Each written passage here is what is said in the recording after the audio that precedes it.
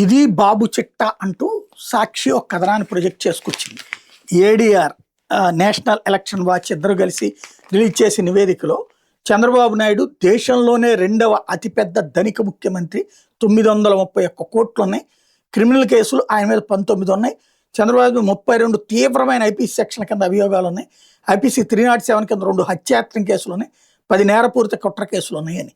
ఇవన్నీ హంబక్క తప్పించి ఏమీ లేదు. ఇంకొకటి, ఇదివరకు చంద్రబాబు నాయుడు నెంబర్ 1 ముఖ్యమంత్రి ఆర్థికంగా దేశంలోనే. మొన్ననే డీకే శివకుమార్ 1500 కోట్లు ఆస్తున్నాడు సీఎం అయ్యాక, ఈయన 2వ స్థానానికి పడ్డాడు. ఇదివరకు జగన్ ఉన్నప్పుడు హయ్యెస్ట్ 550 కోట్లే అంత ఉంటుంది జగన్ ఆస్తికి సంబంధించి. జగన్ అప్పుడు దేశంలోని రిచెస్ట్ ముఖ్యమంత్రి, అప్పుడు చంద్రబాబు నాయుడు దేశంలోని రిచెస్ట్ ప్రతిపక్ష నేత.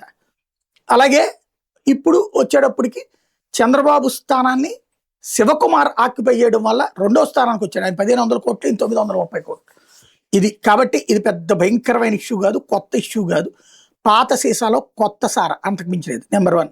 నెంబర్ 2 వచ్చాడు క్రిమినల్ కేసులు 19, చంద్రబాబు మీద 32 తీవ్రమైన ఐపీసీ సెక్షన్ల కింద అభియోగాలు. ఇవన్నీ ఎవరు పెట్టారు?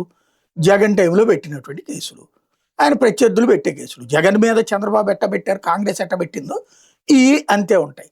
ఈ నిజంగా ఈయన వెళ్ళి చంద్రబాబు గారు మంటలు చేయించుకుంటారా? అవసరం ఉంటుందా? అది కాబట్టి ఇట్లాంటి నివేదికలతో జనం ఏం మారిపోరు, అభిమానులు ఎక్కడికి పోరు. అది జగన్కైనా బాబుకైనా. కాకపోతే అదొక తృప్తి రాసుకుని.